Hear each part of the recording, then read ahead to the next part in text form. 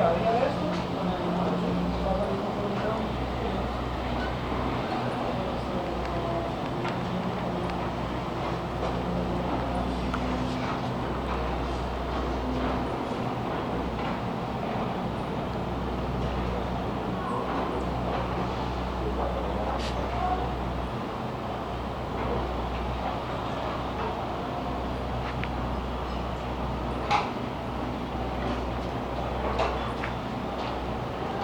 Una vez por ejemplo, mañana sábado, ¿cómo tienes que ver?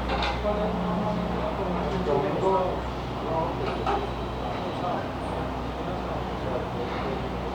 Yo le diría a ellos normalmente lo que nosotros tenemos establecido los sábados.